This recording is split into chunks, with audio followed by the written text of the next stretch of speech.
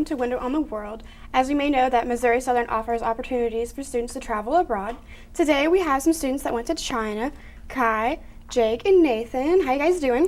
Doing well. Good. So we'll go ahead and start off with, where did you guys go, first of all, in China? Well, in China, we started off by going to Beijing.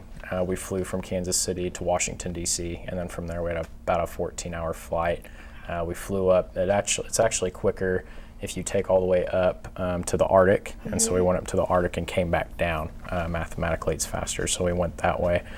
From Beijing, we went to Chengdu, and then from Chengdu to Shanghai, where we took a train back to Beijing and then flew back to the States.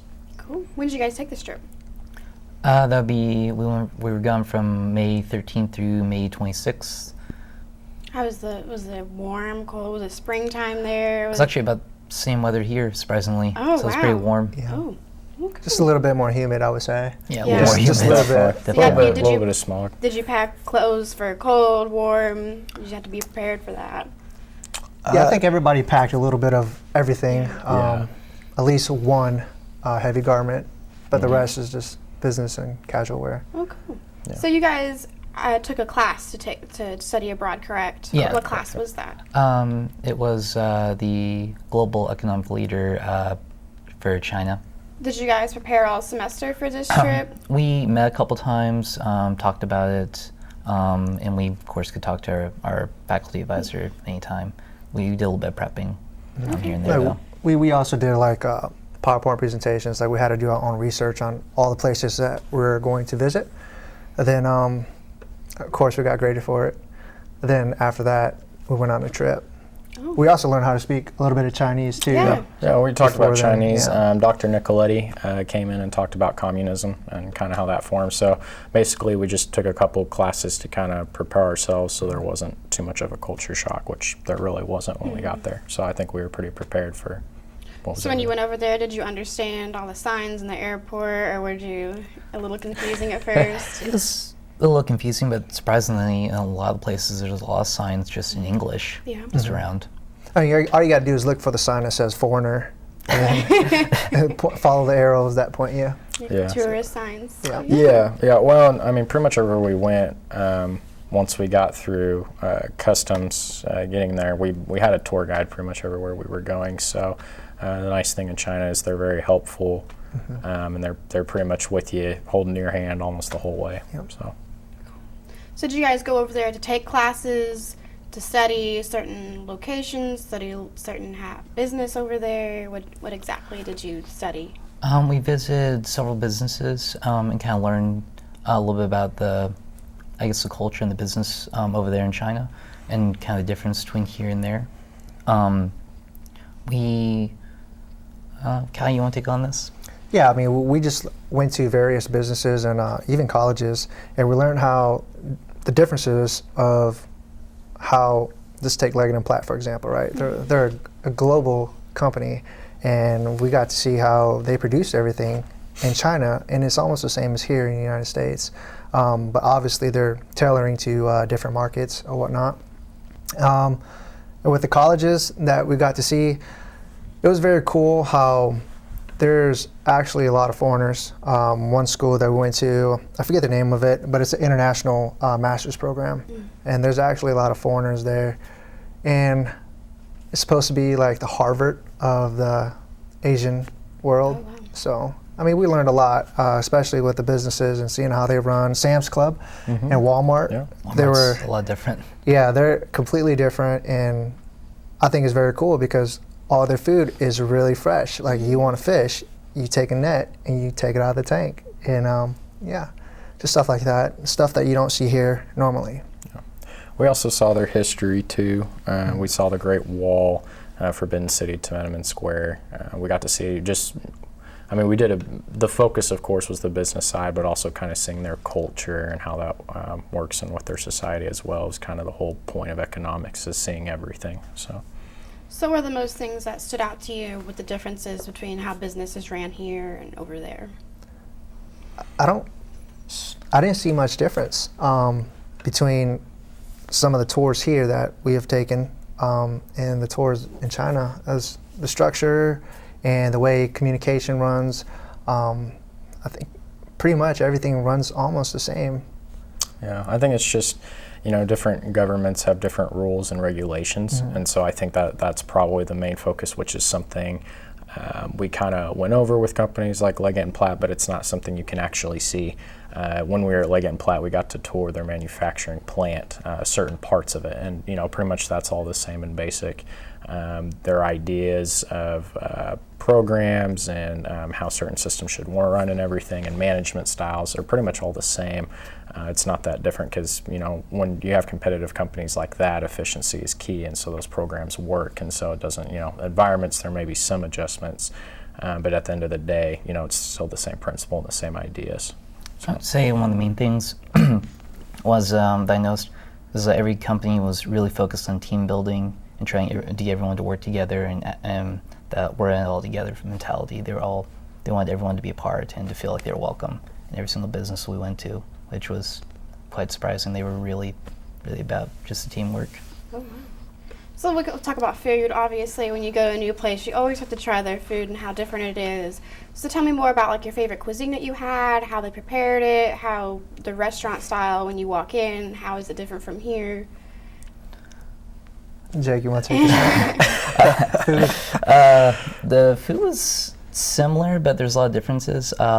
Surprisingly, almost all the meat we had had bones in it, so we had to pick those out.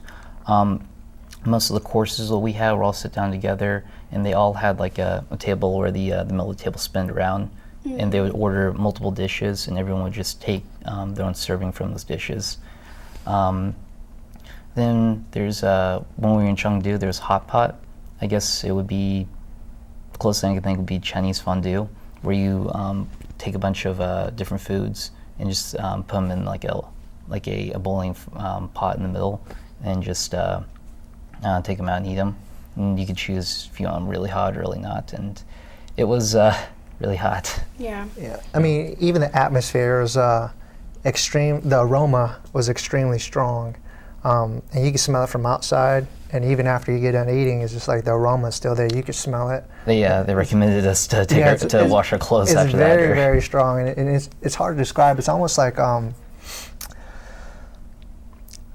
extremely spicy food with a hint of sweetness, I guess, if depending on what you eat, because they brought out tons of raw food, and you just stuck them all in a pot and let it boil. So it was pretty cool and interesting too. Yeah, it was neat. I think for me it was an experience because I was not very good with chopsticks, and so that was something I kind of had to learn. Most restaurants are pretty friendly with Americans, and so they had forks and things like that, but kind of after a couple days I actually got used to chopsticks, and it was pretty good. It's definitely different there in the sense of beverages. So a lot of them drink beers and stuff like that normally. However, the only other products with sodas is Sprite and Coke.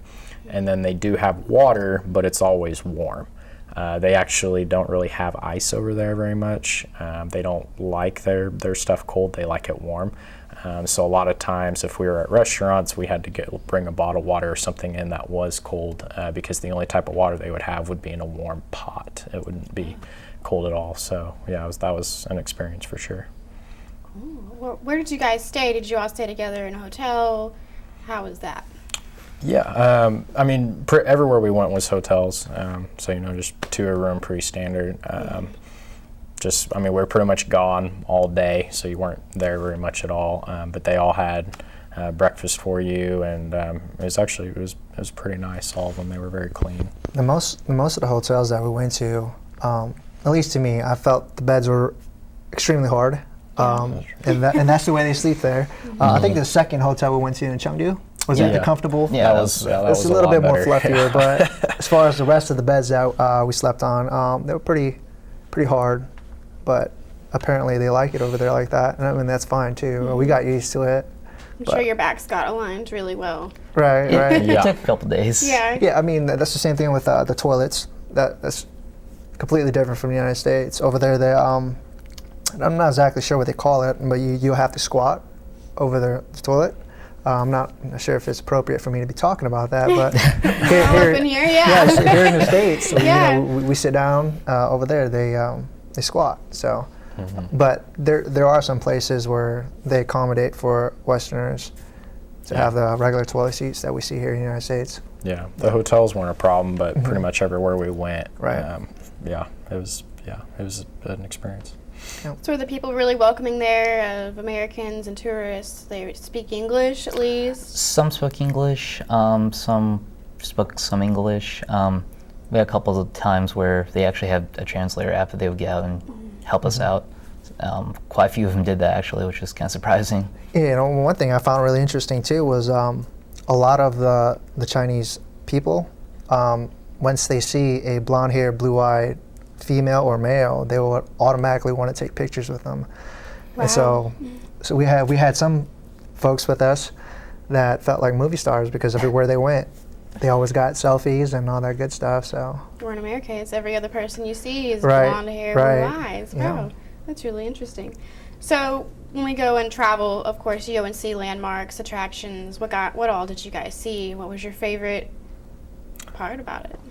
Personally, my favorite was probably the Great Wall. That was an experience. It wasn't quite as tall as I think people kind of portray it, at least the section we were at, but it was definitely very impressive. When they designed the wall, they designed it where all the steps are at different levels, and so none of them are at the same height. And so what the idea behind that was, if the wall was ever taken over back in those times when it was built, basically, if it was taken over, the troops were in cadence as they were taking over. And so if you're trying to, when you've conquered a wall and then you're trying to get on the other side of the wall so you can continue to move forward, that's really hard to do, to stay on cadence and keep all the troops at a pace. That's how they did it back in those times. I mean, we were pretty covered in sweat and everything, just walking the little part we did. It was pretty humid out, but it was crazy. I was out of breath. I think it was pretty interesting. It was probably my favorite. Yeah, it was an experience. I think my favorite was probably the Forbidden City. It was where the old emperors would rule. It was very interesting. We only saw kind of like the center where the around where the throne was. Apparently, it would take a couple days to see everything. It was incredible just seeing just how big it was and everything. On the roofs, it was kind of surprising. They had everything was made with like exact detail. On all the roofs, there were animal carvings up there, and they had to be like a certain number. Was it for good luck or for they had fortune or different something? meanings. Yeah. Just the different animals had different meanings, like they had monkeys and dragons. I can't remember the exact number. There was never more than 10, if I'm correct. Only the emperor's like main palace where the throne was, if I remember, it had like the perfect number or like a certain number, and none of the other buildings could have that number. I wouldn't say I have a favorite place. I think all of China, even the modern cities, were very intriguing. All the skyscrapers and how people live in these huge apartments. I think everything is. It was pretty interesting just to see how life is over there. I wish we could have stayed a little bit longer to actually get a feel for how to live there. It's never long enough. Right. Road trip's never long enough to see everything. So did you guys ever get like jet lag? Did you walk everywhere? Did you take cars? How'd you get We around? took the bus everywhere we went, but we also did a lot of walking. Then one thing to know about those bus drivers and the guides is they really know how to coordinate when it comes to time. So as soon as you walk out the gate, the bus is pulling right up, and it's like that most of the time.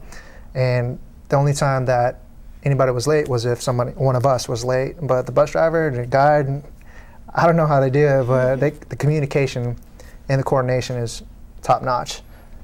It's also a different style of driving over there. Yeah, definitely. When we got there, they were kind of telling us that they have laws, but they're not really, laws. They're more like suggestions. There were a lot of times we would be driving and we'd be at a four-way stop, and we were supposed to be going, but a bus that had a red light just went ahead and decided to go. out in the middle of the road and take his turn. I guess he got impatient or something. And so we had stuff like that all the time. It's interesting. Leggett, when we were visiting them, were telling us that foreigners in China are actually not allowed to drive. It's a company policy. They hire a driver for you and they take you everywhere you need to go, just because it's very chaotic over there, and it's just a lot more comfortable, and liability is a lot less when they don't have their foreigners drive. You also see a lot of bikes as well. I think there's a lot more bikes than there are cars. That's the same thing with mopeds and motorcycles. It was very rarely that you'll see a pickup truck. I think I've seen 2 pickup trucks the whole time I was there, but everything else is either really luxurious cars or they're, just average cars. But I think for the hotels we were at, they had Bentleys and Audis and Rolls Royce. Yeah, all these stuff. high-end cars, and it's pretty cool. It's just you don't see that very often unless you head over to Hollywood or something. Oh yeah. Oh yeah. You don't see it in Joplin, Missouri. No, definitely not like that. Most of the ones just traveling through. So let's talk about how Missouri Southern helped you guys have the opportunity to travel abroad and study abroad as well.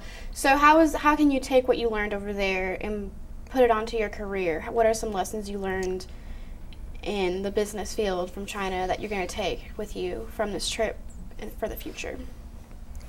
It definitely expanded my knowledge and kind of opened a window, so to speak. Just kind of seeing how easy it is to communicate with other countries and kind of work together, and kind of we were talking about earlier how it's really not that different. The processes are the same as long as it's the language. It's communicating and understanding each other.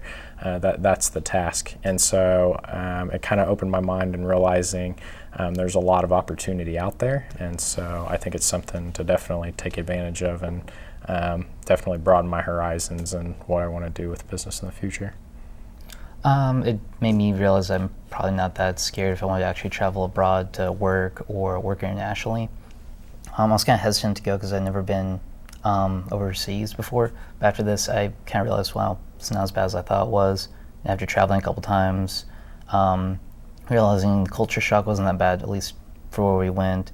And aside from the language barrier, there wasn't that much that was different. It kind of made me realize I could work over here, or I could work in a different country, and kind of made me realize maybe I should start job hunting whenever I get done abroad. Yeah. So I guess for me is it opened up my eyes a little bit more culturally, and developed my skills personally, how to adapt to different situations and different cultures and different people, and then communicate differently, and just know that everything's going to work out if you try hard enough, because they like you. So now you got to like them back and make sure that you guys are communicating on a personal level, because it's just not about business over there. It's more of a relationship building than business second. So did you guys have a lot of fun over there? Did you do some shopping, souvenirs? Yeah. What was it like being a tourist in this place where no one speaks English and trying to find ways to go? They all speak one language, calculator. Yeah. There's a lot of haggling that went on. So we went to a place called the Pearl Market. That was probably, if I had to guess, everyone's favorite place. Yeah. This ended up being kind of a common theme with a lot of places that we went. It was when we were trying to haggle on a price. We couldn't understand each other, but we'd just type in a number in the calculator, and we'd keep doing that back and forth with each other until we finally agree on one. Yeah.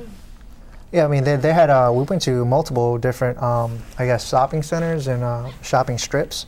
And there was one that I liked in particular. It was old school China. The buildings to the atmosphere, the food. You even had old Chinese men dressing in traditional clothing, which I thought was really cool. But I guess in the shopping strips, you can't really bargain on price too much because they have a set price.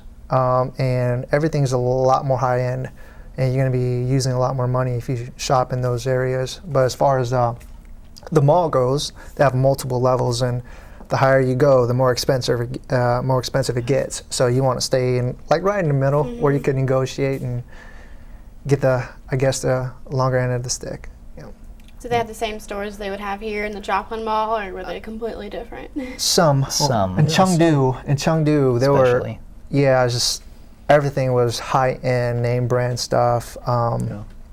And I think in Beijing, that's where you could bargain most. But in Chengdu, it's all the luxury stuff. I mean, they have stuff we don't even have here in Joplin. Maybe not even Springfield, maybe Kansas City, but not here. Yeah. I mean, Rolex and Gucci. I mean, it was very high end. There was a lot of stores that we would probably have similar stores to here in America, but they had different names.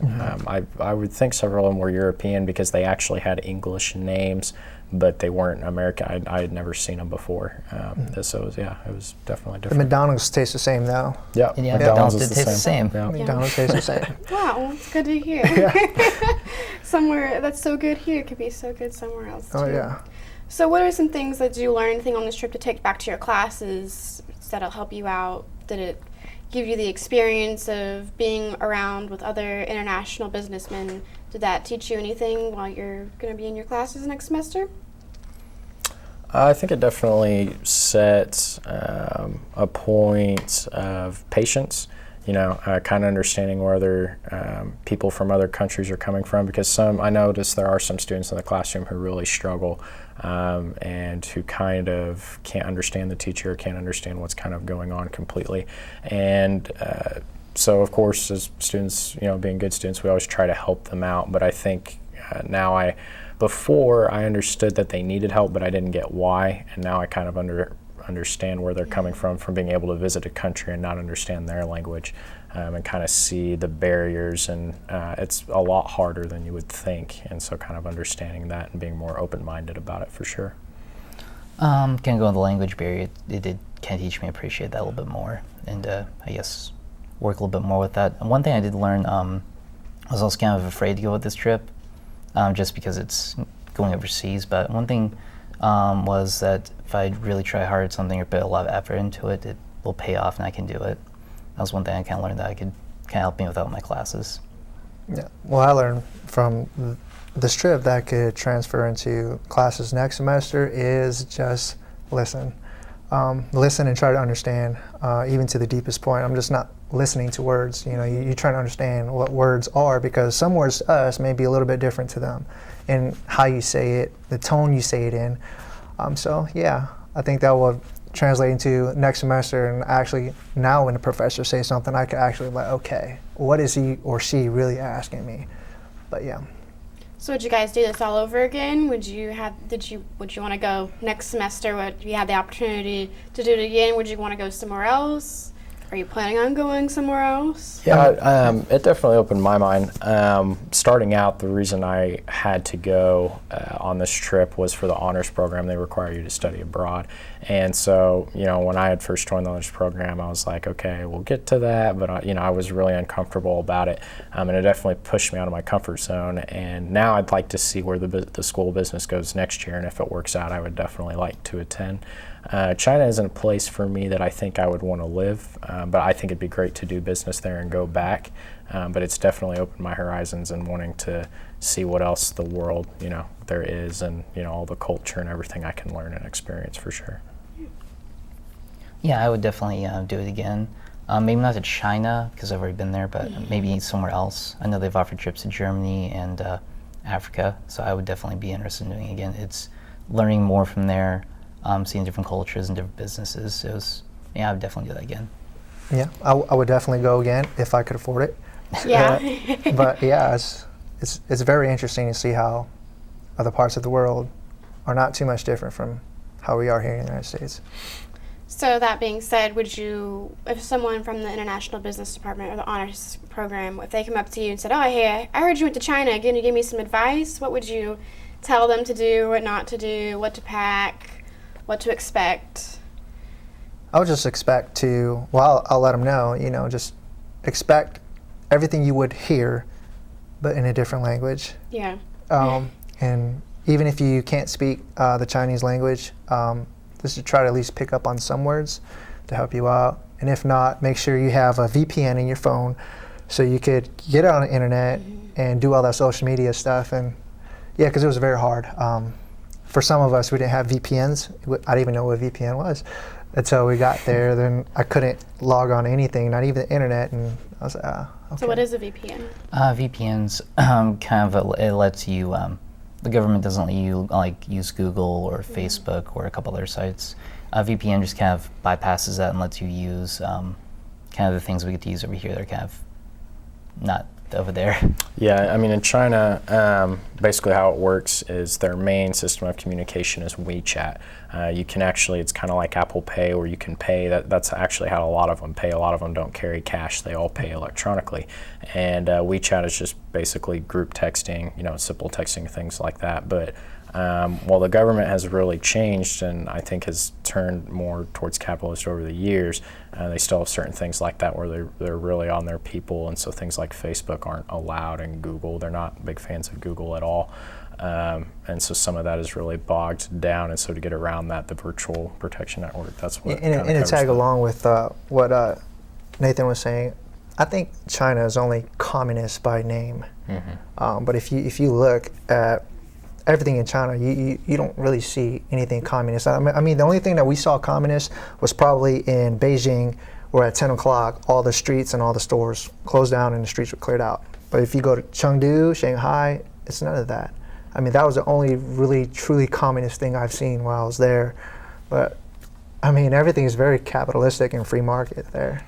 Yeah, it's more open. They're definitely, I would say, watching, in a way, protective, but it's definitely growing up and kind of seeing how China was then. I don't think it's the same compared to now. Right. I mean, they even had churches there. Catholic churches. We saw a mosque. It was. So I mean, it's very cool. Even the hotel that we stayed in was it Shanghai? We were right next to an Islamic strip mall, and it's very cool that even now, even though it's a communist regime, they allow religion. I mean, they recognize 5 right now. I forget all of them, but they recognize 5 religions, and just seeing it, it's like, this is not communist the way we think communist is. It definitely felt a lot more modernized. Right. It felt a little more, not really communist, but more almost democratic a little bit, just in the feel. Yeah.